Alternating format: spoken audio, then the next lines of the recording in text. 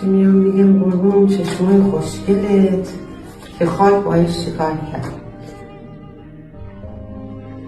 یا میرم بوست میکنم میگم اون قربون چشمای قشنگ دارم که خاص بود، هیچ کس این چشم رو نداره که خاک نمیدونم الان کارش کرده.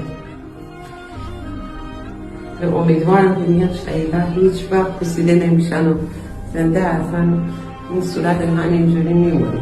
من موقع صورت رو دماغ بخشیده تو اونم چشمان کرد نفسم همینجوری که قدش بلند بود تو میومدی خواهی من بوس میکردی یعنی من نمیتونم خودم رو بالا بکشم تو رو بوسم.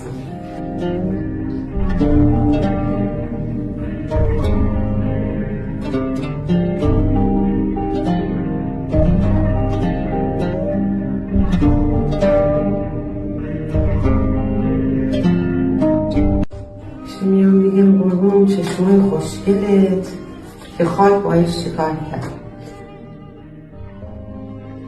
یا میرم بوست میکنم میگم اون قربون چشمای قشنگ دارم که خاص بود، هیچ کس این چشم رو نداره که خاک نمیدونم الان کارش کرده.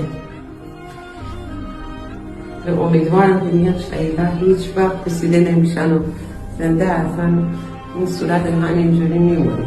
من موقع صورت رو دماغ بخشیده تو اونم چشمان کرد